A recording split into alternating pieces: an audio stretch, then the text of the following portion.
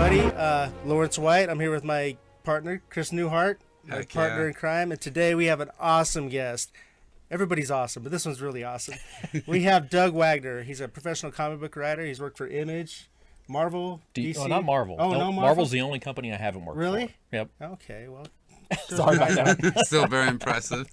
But yeah, Doug's made a really good mark. He looks like a sweet, innocent man, but if you ever read his books, that would tell a different story. Yeah, something's wrong with me. And they're awesome. Yeah. For real. He writes Plastic for Image, and he also writes The Ride, which has been around for quite a while now. 15 years. Yeah, and now your studio to begin with was, did you start 12 Gauge? No. Oh, well, okay. That actually, yes. I'm co-creator of 12 Gauge. It was Kevin Gardner who's the president, and I kind of started that all together. And The Ride was the first book we put together. That's awesome. So, let me ask you this. Now, working at Image, I know it's a creator-owned company. Mm-hmm. Everybody, you retain the rights of everything that you have. So, and they got the different inputs. Todd McFarlane, Mark Silvestri, all those guys. But you're your own guy, right? Right. But not a partner, though. Obviously. Oh no, yeah, no, right. yeah. Just one of their many creators like Brian K. Vaughan, you know, and even at the beginning, Robert Kirkman wasn't a partner. He became a partner. He became a partner. Mm-hmm. Yep. Once they got him back, and Walking Dead started happening. Yeah. Oh right. yeah. That's awesome. And I've checked out Plastic, which is a great book. If you haven't read this, definitely check this one out. Only if you're a certain age. Make sure you're mature before you read this, because it's a wild, twisted story. But it's awesome. It's right up my alley. I think you should stick with the age group versus mature. Oh, that's right. Yeah. Well, that's subjective this day and age. Yeah. But Plastic's really awesome. So how'd you come up with Plastic? For real. Honestly, I mean, it's when you're a writer, like, things just come to you, right? Mm-hmm. Like, and I wish there was a way I could tap into it to make it happen on command. But I was on a road trip with Brian Stelfreeze and Eric Layton, and we were going from Atlanta to Baltimore to the Baltimore Con. Uh-huh. And as we're entering the state of Virginia, there's a sign that, and most states have like, welcome to Utah, welcome to Georgia, right, that kind of thing. This one was like, buckle up, Virginia. And honestly, it's the last line in the book. I got it. And so immediately the entire idea came to my head. And so I'm in here with these two sickos, Brian and Eric, and I'm like, and Brian Stelfreeze is an amazing artist. Brian's an amazing person and artist. Yeah. And just sat back and like, I have this idea. What do you think? And Plastic is not your normal idea. Mm-hmm. And both of them were like, you have to do it. That's crazy. You have to do it. And honestly, I mean, pretty much the whole story came to me within like 30 minutes. So can you elaborate on the story and do it justice? Because I can't. I never have to get past the first sentence, which is, Plastic is about a serial killer that's in love with a blow-up doll. And usually people are like, oh. They're either offended and they walk away, or they're like, tell me more. So basically, there's Edwin. He's he considers himself retired. He's a retired serial killer because he's fallen in love with this woman in Virginia who happens to be a blow-up doll. And they're kind of traveling the back, roads of the U.S. and just kind of enjoying each other's company. And somebody is crazy enough to decide to steal Virginia from him. Mm-hmm. So, you don't want to mess with a serial killer. Yeah, they don't know he's a serial killer. He just looks like a regular old. They're about to find out though. Oh, that's the cool thing about it, because you don't really know. He's talking to himself, and he's like having conversations with different people, but it's all in his head. So it took me a while to figure. I'm like, what's going on? But then I was intrigued. The way you write, it's awesome, because I'm like, okay, I'm getting the flow of it. So he's having conversations with people that isn't there, like his mother, and like one time he tells this girl, he's like, yeah, well, we got to look out for this person, and my mom. And she's sitting in the back seat, and she turns around, she's looking behind her out of the window like, his mom? Like, where? It's awesome that you do it. So he's got all this in his head, and then you start finding all these bits and pieces about him. And even his name you don't find out until probably second issue. Yeah. And that was on purpose. Like, I want to do that red herring of like, they think because they can't find out anything about him, then maybe he's like FBI or CIA or something. And then and you even hit at that, kind of taking it off into another. Yeah, it's a whole. Yeah, it's awesome. Yeah, this is not what you think. No, it's not at all. And for a comic writer myself, I'm like, okay, I think just when I thought I had it figured out, nope, it was off in another direction. For real, amazing. Yeah, it's really good stuff. Yeah, I loved it. And then the artist too on it is amazing. Oh, Daniel Hilliard. Yeah. We had Daniel Hilliard. Laura Martin was the colorist, and I mean, if you know anything about comics, I mean, Laura Martin's arguably possibly the best colorist in comics. And we wanted to put together the best team, but Daniel's fantastic to work with. Yeah, you have the like it starts out with blood, and it's on a gas station pump. Yeah, one of the ride ones I was reading in the strip club, the 2 pages, it looked like you were actually in the club. I've never like seen it like that before. Yeah. With 2 pages like that showing the whole inside of a place. It was awesome. Now that's the ride. Yeah, that was in Yeah. the ride. But I mean, Daniel also did the main story of the ride as well. So the scene he's actually talking about is still Daniel Hilliard. Oh, same artist. Yeah, Okay. and Daniel actually is an Englishman who lives in Spain, and so we have to we kind of communicate through Skype. Mm-hmm. And amazing guy, like one of the nicest people on the planet. Again, you wouldn't guess by meeting him that he drew this, right? You know, like, I read one of your books too. I think it was part of the ride. I think I got like the issue was already in the story, but I was reading it or checking it out, and then I came to Comic-Con and I saw you and I was like, "This is the guy that wrote this stuff." Because when you look at him, like we were talking earlier, and I'm like, "No, you don't know this guy. He thinks you're all mild mannered." It's like, "No, you read his stuff. You're not going to offend this guy." yeah, oh no. And I mean, but Daniel and Laura and I all worked really, really closely together, which was a lot of fun. You're so right. like, I mean, it wasn't like I can say, "Oh, I wrote the perfect story," and then Daniel drew the page. No, like I would send them stuff, and they would like destroy me, and we'd work on it together to like make the best story we could. And that's the way I like to work. You need that synergy, right? Oh, Because yeah. I like online, like through emails and stuff. I can't create that way, but For real. you know, we get So much gets lost in translation. exactly. But you get late at night, you get a few guys, grab some pizza, you sit down. It's so much better, right? Oh, yeah. Yeah, that's the way I have to work. Yeah, and that's why I came to you, because me and Chris work together. We do comic books at his coffee shop. I met you guys at a little mini Comic-Con here. Yeah, Wasatch Comic Con, Jason Baliff knew who you were and was like, "Yeah, you should talk to this guy." And so we met up, and you were like, "Yeah, I had a team of people, and we used to sit down and make comics and do meetings." And I was like, "Well, we got a space, let's do it." Yeah, they met me, and then they came back, and then Jason was with you, and he says, "That's our guy." I'm like, "What are you guys talking about?" And then they said, For let's real. meet at the coffee shop, and that's how Legacy League was born. Yeah, I got to have that synergy. I got to sit down and create that way, or I can't. I mean, I can, but it's not the same. No. Yeah, like in one of your newer comic books that hasn't come out yet. I don't know how much we can talk about it. Oh, but... we can. No, the individual issues have come out. The trade doesn't come out until April 15th. Okay, heck So all yeah. of those individual issues are out. Heck yeah. So at the end, when you do the interviews, I thought that was pretty dope. Like, could you tell people a little bit what it was like to do your own comic book and start from the bottom and just invest everything into it and take it to where it's been? And I mean, there's so much in that question. You know, it's like, I mean, for years, I wanted to be a comic writer since I was 17. That was my sole purpose. And it took roughly about 20 years to get there. And so you've come to this point where you're like, you're always asking permission, right? Well, Right. why won't Marvel Comics promote me or publish me? Why won't this Right. company? And at one point, you just finally go, well, why don't I just do it? For real. And that's the key. Amen. I mean, the key is to just step in and do it, whether you know what you're doing or not. I mean, and For it's real. funny. I've been reading articles about this lately, like Elon Musk, yep, Bill Gates, Right. Steve Jobs. Those guys didn't know what they were doing when they started out. for real. I mean, who knew how to build a computer? You know, a Right. home computer. Nobody. There wasn't one to base it off, right? So they just Yeah. stepped in and started doing it. It's not your genius. It's not my job. Find Yeah. somebody that is our genius and let them help you. Oh yeah, find your team. All right. And basically, you know, me and Kevin Gardner from 12 Right. Gauge, like we sat down one night and just came up and said, you know, let's just do it. And that's how we started. For real. Is we just started doing it, and it's there now. Since then, I've been published by DC, and I've worked with Top Cow and Dynamite and a couple other companies, and that's fantastic. There's always something great about being published by a company that gives you some validation. Right. Build up your resume. Yeah, but there's nothing more powerful than doing your own thing completely when people tell you you can't, and it comes out and it does well. There's For just real. because that's you know Exactly. that's not this isn't Marvel and DC. This isn't Batman. Batman can sell with or without me. Right. Exactly. You know what I'm saying? And so Yeah. like being able to do your own thing and just do it and make it happen. It's harder. It's much harder, but it's much more more worth- gratifying. Oh yeah, much Yeah. more For gratifying. real. When you have your own work. So how did you get started? I mean, like, give us some background. Like, I mean, obviously when you started at 17, but what led up to comic books when you knew this is what I want to do?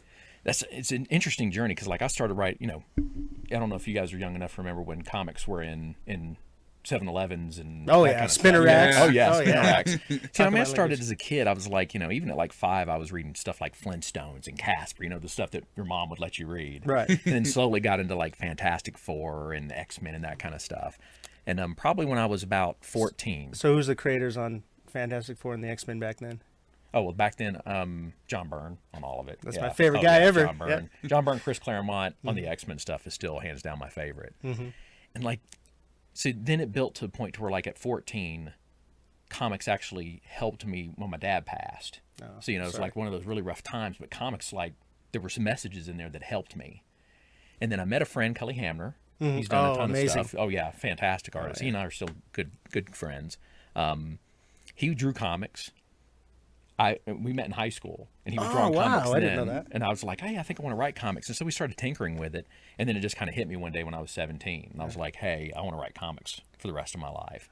My parents weren't too happy about that. But, and then it was just that back then, there wasn't the web. There wasn't web comics, Right. and not the avenues you have now. It was either pretty much Marvel or DC. Exactly. Yeah. And so it was a lot tougher to get things going. So basically, it was just like taking a comic, reading it. Did I like it? Why did I like it? What did I not like about it? Just analyze it to death, and then try to write my own scripts and try to do something anywhere close to what I was reading, as far as quality. And there's no net, so there's like you don't just go on there. How do I do a comic script or a screenplay? It's not there, so No. you're finding all, because I used to do all the trade magazines, like Comics Journal and Wizard and all those. I'd look through those and try and pick up tips because I didn't know how to do it either. So Yeah, there's no template. Yeah, right. And there's no one way to do it. And that's what's, intimidating. And then like trying to think about Marvel and DC, I mean, even now when I'm thinking about doing stuff for Image, I always check myself and remember, like, there's probably 10,000 other people that want to be doing what I'm doing right now. For real. Yeah. And that struggle. Especially Image. Oh yeah. Well, any of them. I mean, there's Yeah. people, and that's how much competition you have. And it's so corporate now too, with a lot like Marvel and DC. That, Yeah.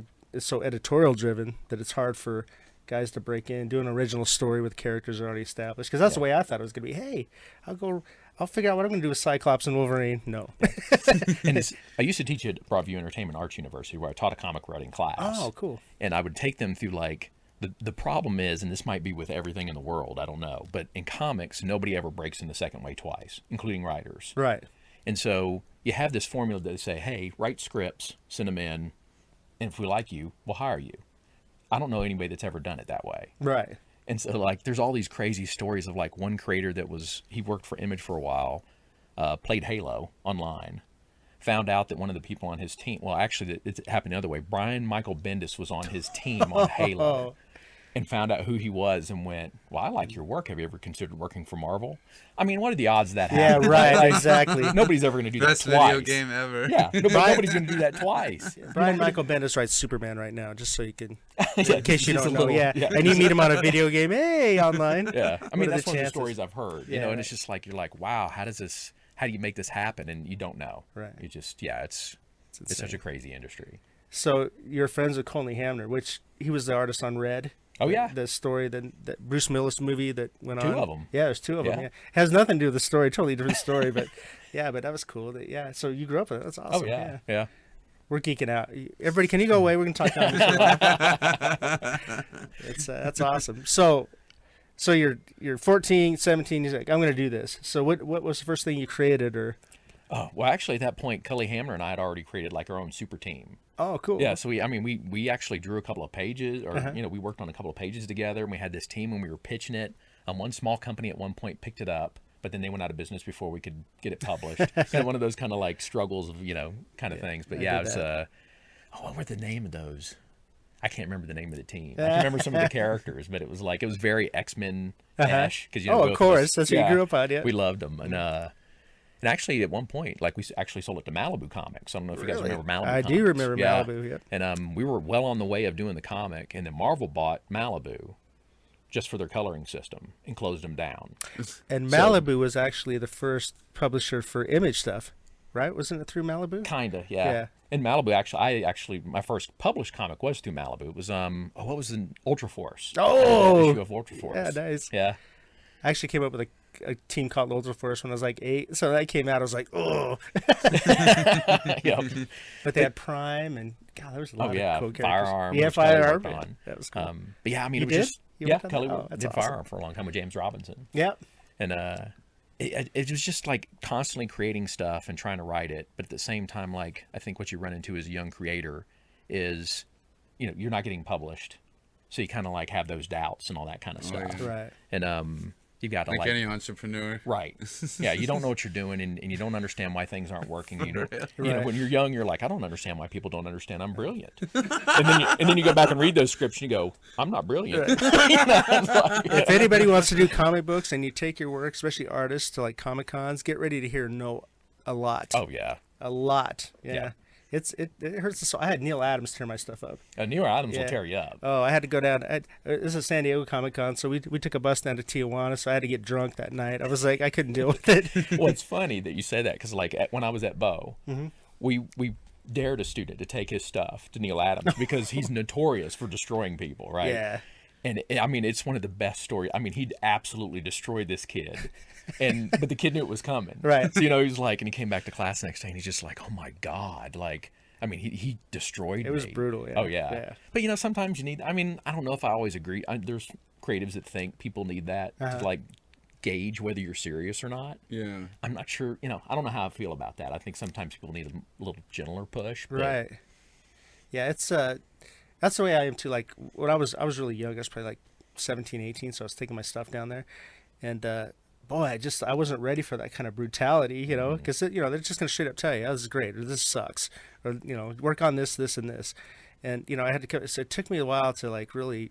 Oh, they're just giving critiques. Take the good, Right? Almost anything in life. You think you're good. Turn lemons into lemonade. Like I think it's a good networking thing because even if you take that constructive criticism, hopefully if it's constructive, Yeah, right. Some of it, right? how you At take least a little bit.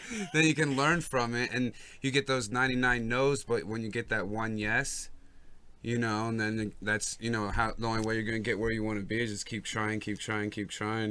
And I understand where Neil's coming from because, I mean, like you've already said, like, if you put something out, people are going to absolutely destroy you.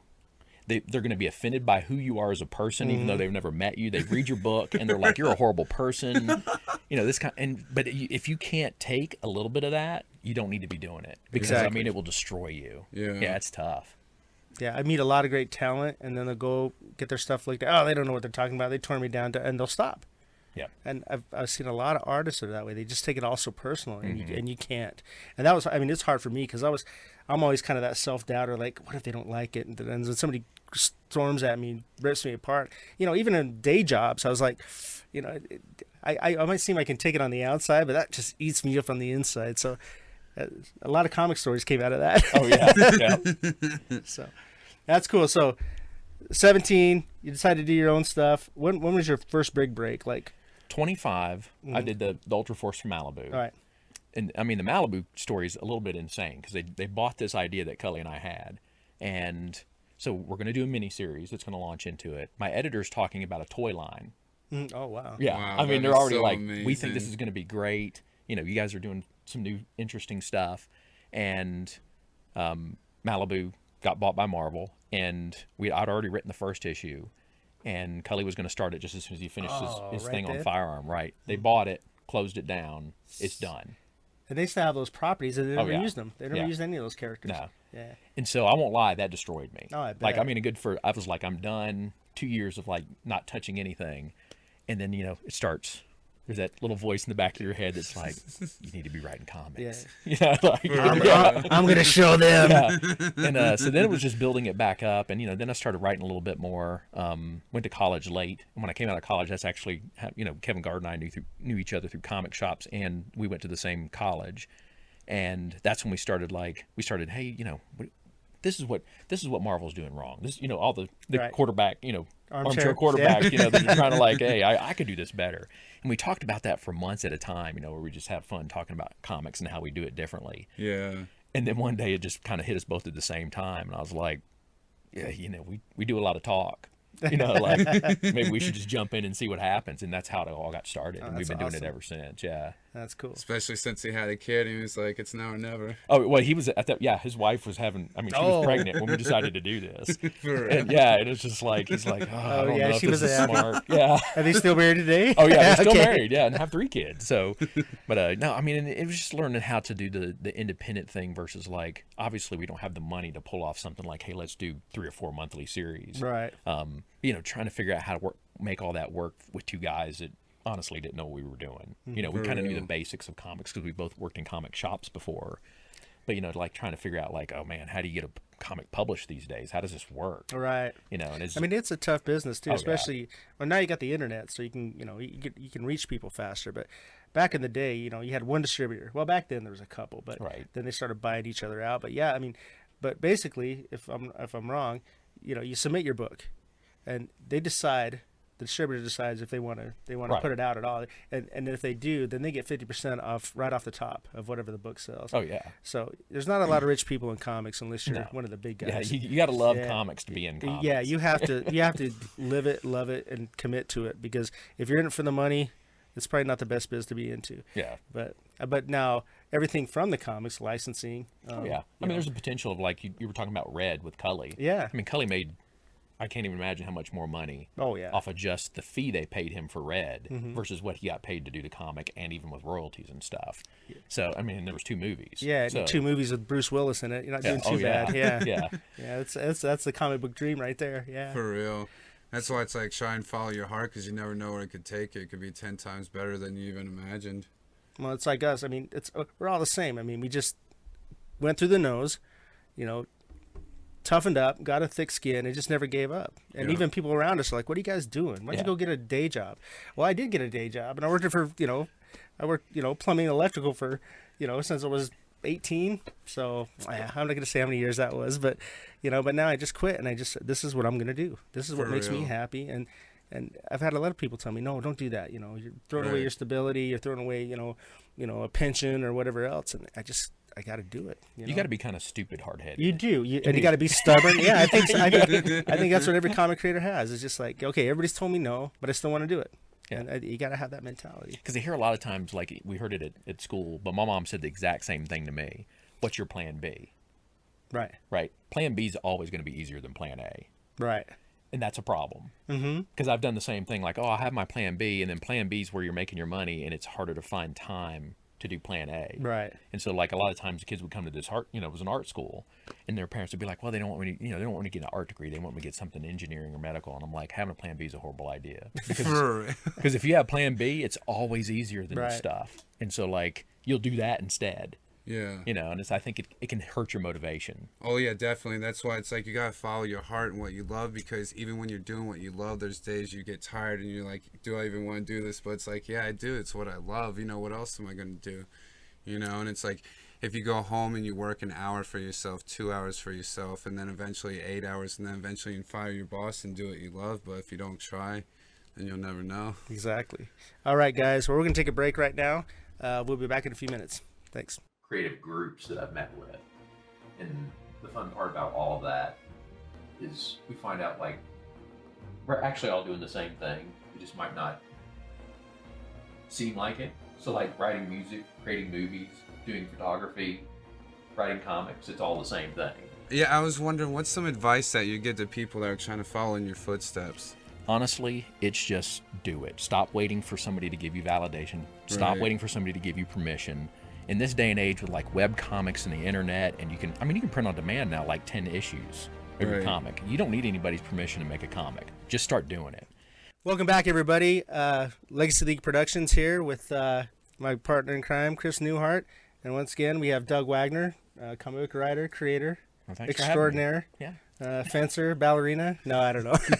Some of those are true. Well, we just we want to talk about a point with General Mills. You did something really cool with that. Yeah. Can you elaborate? Yeah, I was doing a lot of work for DC Custom at the time, and a lot of people don't realize like there's two different. Well, there's many divisions of DC, but the comic stuff you see are the regular comics, and then the custom stuff where they do stuff for like the NFL and all that kind of stuff. And so they approached me about doing a Flash Justice League story, that featured the Flash, that was going to be in General Mills cereal boxes. And you're like, Wow. wow, yeah, that's like, you're like, what? Yeah. And so, like, it took me a little bit to get my head wrapped around it because you have to worry about, like, audience, because it could be a 5-year-old. Right. All Or- ages. Yeah. Or a 45-year-old, right? Like eating Captain Crunch or whatever it might be, like. And so, I mean, it was really fun trying to come up with a story that was very, it had to be as I hate to use the words generic, but in little ways it had to be, because you didn't know if these people knew who the Flash was or the Justice League, that kind of stuff. So you have to kind of approach that. And it was fun coming up with a story that was just basically the Flash, because I've always loved the Flash. Right. And So which one, Barry Allen, or is it? that one was Wally? Barry Allen. Okay. Yeah. I mean, the tougher part was, like, I loved the Flash, trying to write the Flash. Like, totally, because, like, when you're dealing with the fastest man alive, right? Like, what does he fight? Because in my head, like, how can you defeat that, right? Like, he's unstoppable. So it's kind of fun trying to come up with something like that and include the Justice League in it. Then after we'd done the story and turned it in, I think they don't tell you this on purpose. They were like, oh, by the way, we're only printing 10 million copies of each. You're like, Whoa. No big like, deal. You don't even think about it, right? You're writing for cereal boxes. You're like, oh, that's no big deal. Like, but then like 10 million, like, holy cow. That's legit. Yeah. I mean, so I have a comic that has 10 million copies out there somewhere. It's just amazing to be even a part of that. So does it irritate you when you look at like the biggest selling comics? X-Men #1 is 8 million. You're like, dude, I already beat you. Where's my stuff? Did you ever think when you were a kid eating cereal that you're gonna have your stuff in there one day? Never. That's not one of those things I had on a bucket list checklist. For real? I can't even imagine that. There's a bucket list that you know, and then there's a bucket list I think you don't know. And Right. sometimes things fall on your lap, and you're like, "This is on my new bucket list." Like, I didn't realize I was gonna have something in the cereal box that some little kid might be reading. Like, That's it's awesome. amazing. Yeah. That's why I said, younger, I'm going to do podcasts. Yay. Because when you were a kid, there were no Exactly. we didn't Yeah. have podcasts yet. And even when people approach me to do this kind of stuff, I'm like, my voice sounds dumb. I don't look right. I'm behind the camera, I write and draw. You guys do all that stuff on the other side of the camera. And I blame you. You're one of the people I blame. Heck yeah. Drags me to this. When Chris contacted me, he was like, "Hey, we're gonna do this podcast. Like, do you want to be a part?" And I was like, "Sure." And then I thought about it for a second. I typed back. I was like, "Is this like on camera?" And he's like, "Yeah." And I'm like, "You do understand I have a face for radio, right?" Yeah, right. Like, That's what I say too. I'm like, well, we got microphones. Anybody brave enough to put us in front of a camera, Oh, yeah. you're I fine. should be Don't worry okay, about okay. it. You're like the model face up here. So that's got to be crazy. Oh yeah. So, it was a crazy fun. I mean, I got to work with the Flash TV show and the oh wow. the Arrow TV show, and what was the other one? Person of Interest. Oh yeah. Creating like little mini comics based on the episodes for social media. Wow. And so that was a blast because I was getting the episodes before anybody else. Oh, that's because way I had cool. to write them For weeks in real. advance. Yeah, but it was an interesting like the weird part about that was you were on call, so you didn't know when they were going to wrap up the episode, Oh. and so they sometimes would send me the episode at like 10 o'clock at night, and it had to be turned in by 6 a.m. the next morning. Oh.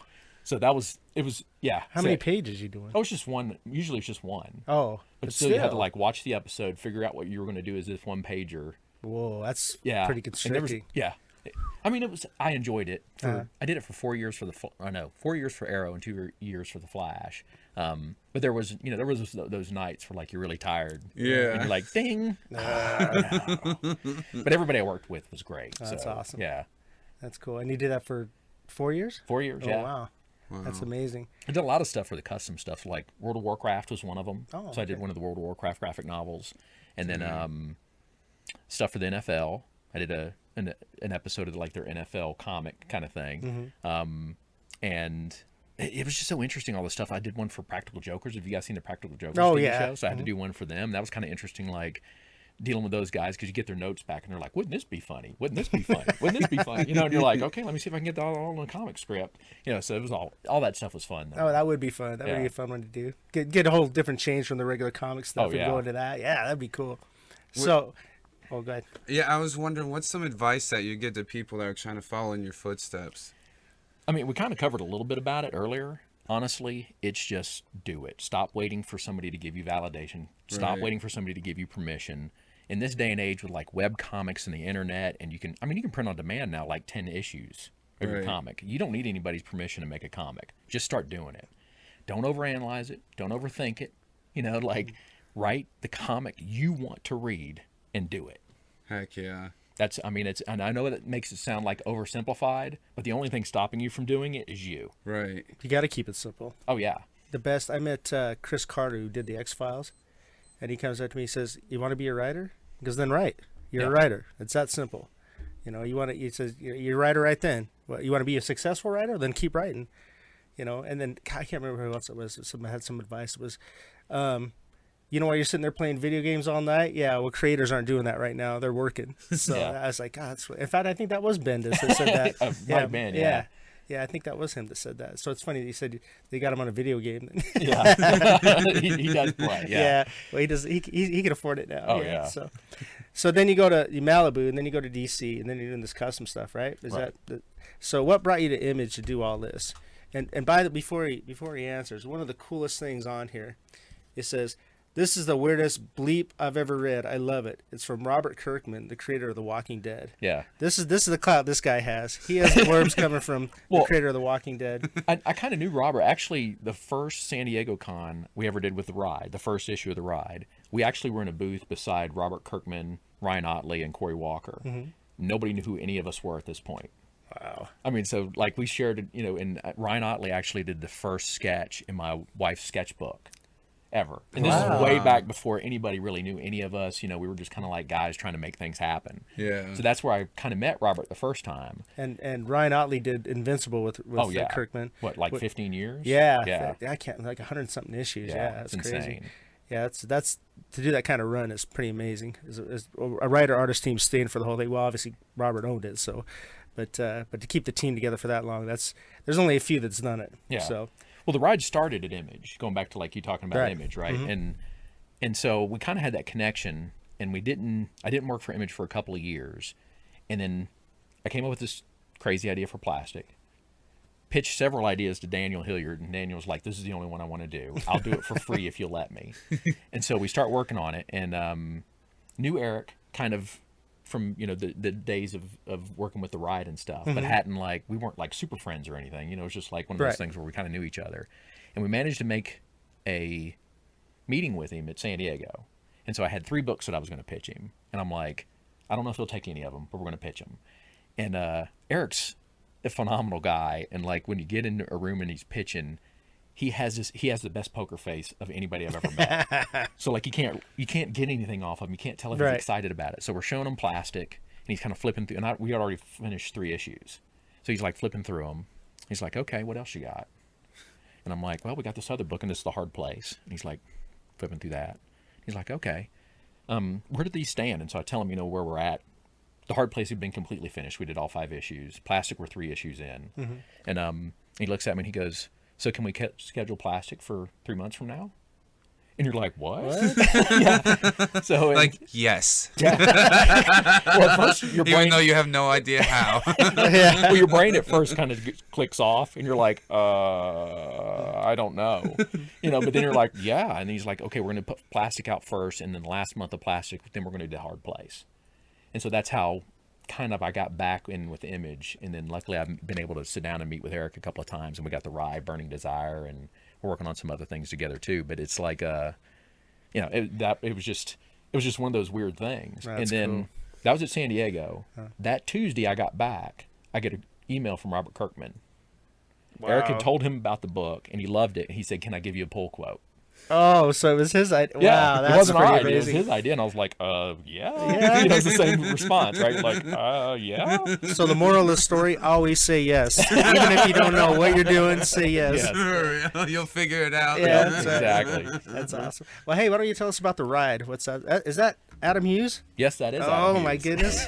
For real. Yeah, you can keep pulling those out because I think he's going to be blown away by the talent we got on that book. I don't. I have no life, but just. So the comics. ride's kind of an anthology. Right. So the first book we did back in, what is it?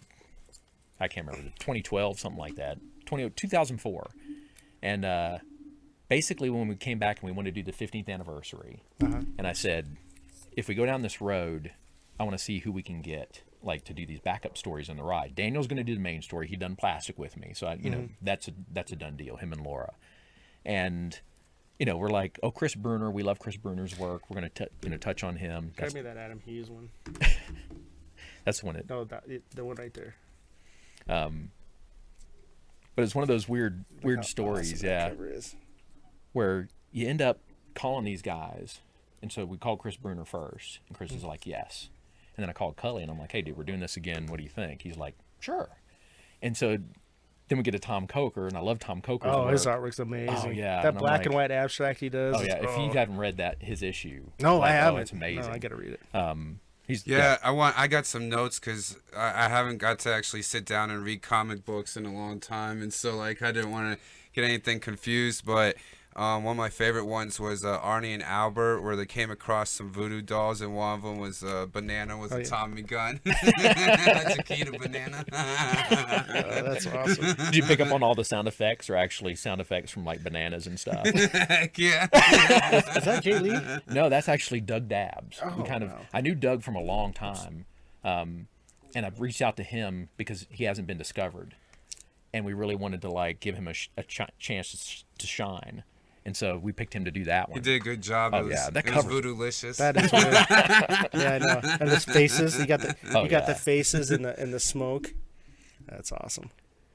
And then the last person I actually went to was Adam, because I was the most scared to talk to him. I've known Adam for 30 years. And so then I was like, hey, we're doing this. If you have the time, we'd love to have you come back, because he did the original covers for the ride. And he said, yeah, I want to do it.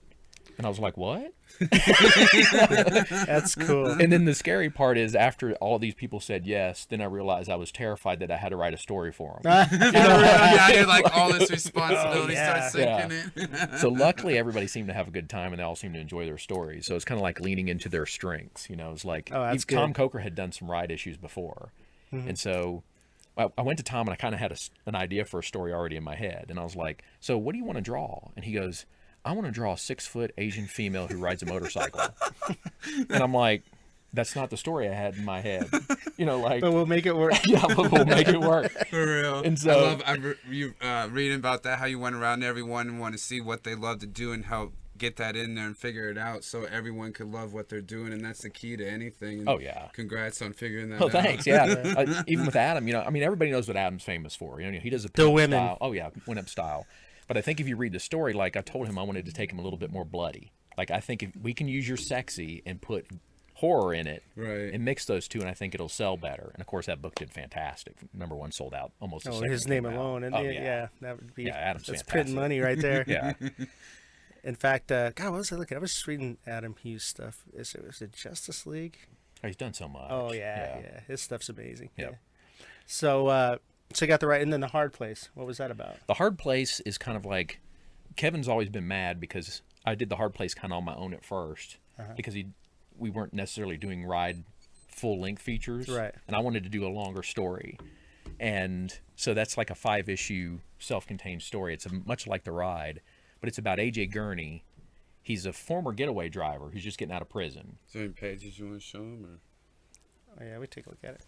I'll let him take a look at it. And now, who did the cover on this one? That's Nick Rommel. Oh no, I'm sorry, that's Brian Stelfreeze. Okay, that is Stelfreeze. Yeah, Nick Rommel did the interiors. This is what I love about Stelfreeze. He does a lot of Batman, but his artwork's just amazing. Oh yeah, he's unbelievable. Yeah, and I'm sorry, and then we got Nick Rommel is the guy that did all the interior work. He did that one too. Yeah, that's Brian. Brian can draw cars from memory. Really? Yes, it's insane. I can't. Buildings and cars. No I way. hate him just for that. But it's about a getaway driver. Basically, he gets out of prison. He wants to leave that whole life behind him, and unfortunately, the Russian mob doesn't want to leave him alone. So he gets pulled back in whether he wants to or not. And so you got the Russian mob after him. The police now want him dead. It's like everybody wants him dead, including he's got like 2 guys in the car that kind of, when they're done with him, they're going to kill him. So he's got to try to figure out how to drive his way out of this. Heck yeah. So, dude, you write gritty and street level. I mean, I love that. I love that stuff in comics. This Doug is the man when it comes to that. He goes right into it. I mean, because a lot of it, you don't even really know what the story's about. It's based off the character. So I like that you were so character driven. Yeah, that's important to me. Yeah. Yeah, I was reading in one of the interviews you did that Vega changed her life. Can you elaborate more on that? Well, Vega was if you look at the original ride, she was the main character. And then we actually, on the 15th anniversary, she's the main character in this story as well. So we kind of catch up back with her after 15 years. Heck yeah. Because of that point in my life, like I was tinkering with whether I wanted to pursue creativity or not. Kevin and I had this talk. We invent this book, and Vega's the first character in there. And Vega kind of saved my creative life. Like, if that wouldn't have come around at that point, I don't know if I'd be writing comics at this point. Oh, wow. So, I mean, yeah, it's one of those real strong, like, she had a huge impact on my life. And so when people were like, oh, what about this character? And you're like, you don't understand. Like, she kind of changed my life. Like, without her, I wouldn't be sitting here talking to you guys. That's amazing. That's the kind of stuff I love to hear. That's cool. Yeah. Yeah, I remember when we were up at Sundance doing our panel and Lawrence saw a cutout of one of his characters. I was like, how's this feel? And he's like, amazing. This person was like a big part of my life. And it's awesome how fictional characters can change people more than real people, you know? Yeah. Well, good thing we do comic books, because if not, we'd just be crazy people with a bunch of voices in our head. Yeah. So now we have an excuse. Hey, we do comic books. So that makes me normal. I'm not going to go to a rubber room, right? Right. Well, I might, yeah. But that's the cool thing about it, though, because I get a germ and I just kind of build on it, and then finally all the other pieces come together. But it's usually one character, though, yeah. Yeah, one character, one scene. Or you never know where it's going to come from. Exactly. Yeah. That's awesome. So what, with this going on, so are you doing other medias with these right now? Are you going to stick with comics? I mean, with me, I love comics, and that's pretty much where I want to hang out. I mean, I've tinkered with screenplays a little bit, but those take a lot more time to get anywhere with, as far as like, I mean, right, because I know how to do this, I guess I should say. Right. I don't know how to make a movie yet. But you have the control over this. You know what's yeah. what. There's no budget. Yeah. Well, there's a budget. Well, I mean, when you hire Adam Hughes, there's a budget. Yeah, right. For creators, I bet. Yeah. Let me state that creators, yes, making comics is expensive. Yes. But when the story though, hey, I want to blow up 3 helicopters over New York. Oh yeah. No big deal. Yeah. There's no budget on that. No. So with the comics, you're sticking with comics. What do you think of the industry right now? That's what I really wanted to ask you. Yeah, it's always scary. I mean, when you see stuff like Dan DiDio being let go after so many years, and you obviously all the rumors start popping up, right? You're like, oh, Marvel's going to buy DC, or DC's going to go out of business, or AT&T said this is DC's last shot at doing something right. I mean, I guess there's people that are they're naysayers about that kind of stuff, and they're like, hey, we'll be fine without them. If DC or Marvel go away, I don't think the comic industry can hold up. Yeah, I mean, they're both roughly 30% of the industry. Right. And right now you can only get comics in comic book stores. And imagine taking a third of an income from a comic book store. Half of those stores are going to close, which means the whole industry is going to collapse. Right. So that's scary. Well, yeah, it's all direct market stuff, because you don't see the spinner racks when we were kids. No. When you walk into the supermarket, which is huge. I don't understand why they don't do that anymore. Because that's what got me into comic. My mom would go grocery shopping. I'd sit there and read all the comic books while she's gone, and then I get to pick out 2 or 3 to take home. So and I love that. It was so important to me. So, and then the big rumor is, I mean, that DC, if they don't do this next round, they fired the main guy. Dan DiDio. Yeah. I can never say his name right. Thanks. But so and now there's rumors that the Marvel might come in and take over the DC characters, which would be, it's just a rumor. I shouldn't really start. Yeah. But if something like that happened, I mean, consolidate it down. I mean, then Disney's going to have everything from Star Wars to all the characters. But I think DC, I heard a rumor that they're obviously not going to sell Batman. They're not going to sell anything. So they'd license it, which would be weird. Yeah. Yeah. It'd be like Sony and Spider-Man, and it's hard to say where the industry's. I mean, it's really difficult. I mean, we're talking about the same. I mean, it's books, right? Right. Books have struggled through the years. I mean, you remember what happened to the record industry. Exactly. In comics, can we still keep doing this, and with just comic book shops, and have the industry stay around for another 10, 20 years? I don't know. Yeah. I mean, I really don't know. It's a tough gig, because you got to get your book first. You got to get it through the distributor. And then once they take their chunk, then it has to go to the store. They make a preview book, go to the comic shops, and then they have to pick out what they want to buy. And, of course, they're going to pick X-Men, all the Marvel, DC stuff, all the big names, Batman, Superman. So here's your book nobody's heard of. So you got to gamble that they're going to order enough of those so you can make a living. So that's where it gets really tricky. Oh, yeah. But with the internet now, I mean, there's so many. That's it. I think, me personally, I think there's always going to be printed comic books, but I think it's going to be more on demand, and everything's going to go more digital. I could see that. Yeah. So, I mean, that's just my opinion, and what do I know? But, well, I don't think it's going anywhere, because, I mean, it's been around since cave paintings, and Ancient Aliens was talking about how important comic books are. It was like one of the first languages, so it's like, I don't think it's going to go anywhere. We just got to figure out how to Yeah, Make well, I sure it hope doesn't so. go anywhere. Yeah. I hope it sticks around forever because I love it. For real. Oh yeah, there's always going to be comic books. It's just the way it goes in this digital age. It's going to be really crazy to see, and everything's so insular now. Everybody picks up on demand, So what's big isn't so much what everybody's in their own little universes with their phones and their iPads and all that too. So Netflix, you just pick up and binge. You're not with a group of people. It's not like the movie theater experience. Right. So yeah, it's. I think it's like the '70s. Everybody thinks comics are going to die again. That it's going to be that other spark that kicks it and blows it away again. Yeah. But what is that? Oh, I don't know. Yeah. So, well, that's cool. So, what else you got cooking up? I don't know. Oh, what am I working on? Yeah. I do know that. Okay. I'm working on 5 new books. I can't talk a lot about them, but I am working on that's more fine. Brian Stelfreeze. Awesome. And it's going to be kind of like a spy genre kind of thing, and we're doing some really cool stuff there. Daniel Hilliard and I, the guy that did Plastic, we're working on something that I think is probably just as disturbing and funny. Nice. Yeah. Cool. We're already in the 4th issue of that one. You As already have violent two. as it is, it's hilarious as well. Yeah, that's what we're aiming for. We I went don't like know a how y'all do it. horror dark comedy mixed together kind Heck of thing. yeah. is what That's we're aiming exactly for. what it is. Yeah. And then Doug Dabbs, the guy that did the final issue of The Ride, he and I are working on a new book that I'm really excited about. And Hoyt Silva, who's actually Brian Stelfreeze's protege, Oh wow. he and I are working on a book that we're almost completely done with. So that's going to be kind of interesting. That's cool. So you're gonna do them all through Image? Oh, it depends. Okay. I mean, Image obviously has to approve them. I know Right. it sounds crazy, but a lot of times, like, they kind of want to see the whole thing. Right. So you have to invest all your money and your time making this book that they may or may not accept. Right. And so then you have to, at that point, if they turn it down, you have to come up with Plan B. But isn't it cool though? You probably have your own track record, so you know that at least a couple is going to get picked up, or you have those kind of relationships. Oh yeah. But then you can go shop to the other ones, other publishers, and say, "Hey, I got this, Yeah. this," and they're like, "Oh yeah, we know. Yeah, it's Doug. Yeah, sure, man. Yeah. We loved it." I mean, and I can call Eric, Right. and say, hey, we're working on this book. What do you think? And he'll give me like a go ahead as like, and it's not like a permanent, like full go ahead, but it's like, hey, go ahead and start working on this. And if it's as good as you say it is, we'll publish it.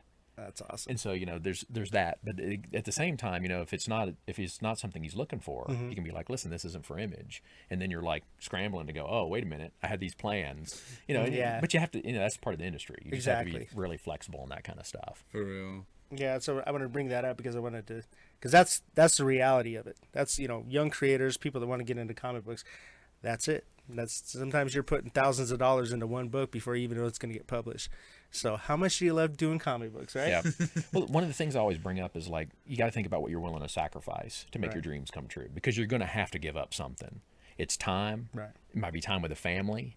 Food. Food. It might be food. It might be sleep. It might be Sleep. video games. It might be TV. It Oh, might be your yeah. favorite movies. Like, what are you willing to sacrifice to make this happen? Exactly. Because you have to give up something. You have to. And there's a lot of hours alone. Oh, yeah. Especially as a writer. Yep. I mean, I can't even have music playing. I just got to be right into Oh, yeah, it. me too. Yeah, I have to be. But penciling and inking, that's another thing. Then I can put my tunes on and kind of. Yeah, I'm always zone out. jealous of artists because they Yeah. always tell me like, "Oh, I watched 3 movies while I was Exactly. working." I'm Yeah. like, what are That you kind talking of about? Like, I can't watch 3 movies while I'm working. It's an interesting. I'd be in the household and they'd turn on when I'm writing and they turn on music. I'm like, no, turn that off. It's just like it's weird. I listen to music all the time, but yeah, I need that quiet and let the characters talk. All those characters in Yep. my head. The voices in your head. Yep. Yeah. So that's but it's amazing. I mean, the process of it all. Everybody thinks like, oh, it's Rockstar. You go to Comic Cons. You're doing panels and you're all that. It's like no.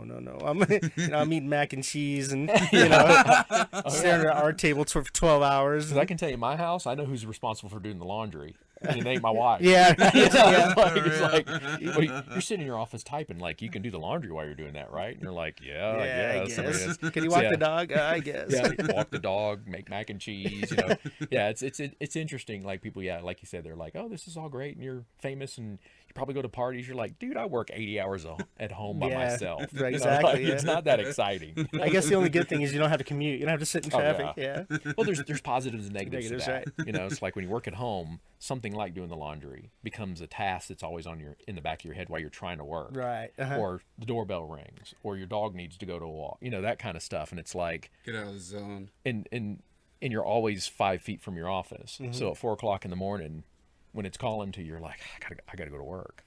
Yeah. Do you work a lot at night? Because that's yeah. what I do. When everything's quiet, and I'm like, okay, now I can do this. Yeah, but I mean, Chris the problem, Chris you're isn't always at calling the me all day office. on the phone. I can get stuff done now. Yeah. So what? So 80 hours is what you work writing Oh usually? yeah, at least wow. yeah. That's Well, cool. and you can, with writers, I think our problem is I'm not sure we're never working. No, exactly. Right. I'm always thinking about my stories. I'm always thinking about what else I could be doing, how I could get better, those kind of things. So what's the process? Do you like? I mean, like sometimes I know what I want in a story, but do you still go through the plot? Do an outline first, synopsis, before you start a script? Or Oh yeah, I'm maybe too meticulous. So I start with I've got to know what the one sentence pitch is almost right out of the gate. elevator pitch. Because if the one sentence pitch isn't interesting, neither is your story. Right. It's the hook. You got to Yeah, have there's that some- hook. If Just you like don't in know the what it music is. industry, if it's not in the first Right. 30 seconds, it's done. Yeah. Yeah, it's the same way with comics. Yeah, you got like the first 2-3 pages. If you're not hooked, you're never gonna get that reader. Right. Then I go to a paragraph, and then I go to a full summary, and then I go page by page, and then I go panel by panel. Oh wow. See? Yeah, and then I write the script. Oh wow. Now are you doing that with every issue? Oh, well, I do that. I do a page by page before I write the script for the first Really? issue. Yep. Wow. See, they're talking about there's no right way to do it Oh, or there wrong isn't. way. No. Yeah. That is amazing. That's what? I'm not that detailed to be honest with you, but that's amazing. I never thought of doing it that way. Well, I know, I've seen it. Yeah, I know, yeah. well, if you go with Virginia, I wanted the first and the last word in the book to be Virginia. It was. I know. I noticed that. For So real. I don't know that if I don't plan it out for me. Right. It's like one of those things I have to make sure. Yeah, like from- TV shows, from what I understand, they have like the last 6 episodes planned, and then they work their way backwards. And I'm like, that makes sense. yeah, Yeah. You got to kind of know where you're going. Well, yeah. yeah, That makes To sense. plant some seeds and stuff. right. Yeah, the destination. Then you got to put everything into get. Yeah, usually like when I do a story, I have a vague ending, and then I know what I want to hit by the time I get there. Yeah. But that's really fascinating to me. I don't know why I'm so fascinated by that, but the way you do that's a I'm going to try that just to see. Now, it does slow me down. I won't lie. Right. But to me, I need it. Mm-hmm. It's important to me to know that stuff before I start writing a script. So if you're doing like a limited series, like 5 issues, like Plastic or The Short Riot or something, do you do that for the full issues first, like issue 1 through 6? Do you do the paragraphs? Yes. Okay, so Yeah. and then By that point, I know page by page from issue 1 to issue 6. wow, Yeah. that's so cool to me. I love it. That's just mind blown. I know it is. It kind of is. Well, I think, you'll see, teaching and then doing it myself as well. I think one of the biggest mistakes you make in comics is you think you have more room than you do. Right. And so a lot of people get to the last issue and go, oh, Then they try to rush it. I don't have enough room to finish this off properly. Dang. Captain America punches him in the face and it's over. Right, You're exactly. reading it going, what? Yeah. So I learned early on, I need to make sure I have that space planned out. I don't want to get there and be like, oh no, I don't have enough room to do everything I wanted to do here. Yeah, I do like an overall outline, but I don't know. It's fascinating. I got to really try that method. Yeah, it's just cool. That's probably the coolest thing I've heard in a long time. Glad Besides, we got it on camera. Well, hey, Doug, we appreciate you coming and hanging out with us. I appreciate you That guys was having me on. I probably really the- do. Yeah. That's probably like the fastest hour ever. For real. And everybody say, no, you do it in 30 minutes. Like, we're talking comics. We got this covered. We Yeah. got it down. Well, hey, Doug, best of luck to you, Oh, thank man. you, And man. let us know Yeah. when stuff comes out. Oh, yeah. And we'll have to bring you back when you got new stuff out. I would And, love it. Yeah, we love hanging For out with you, real. man. So, everybody, we appreciate you watching today. Thank you, everyone, for tuning in. Much love and respect. And Doug, thanks again for being here. My pleasure. And we're out.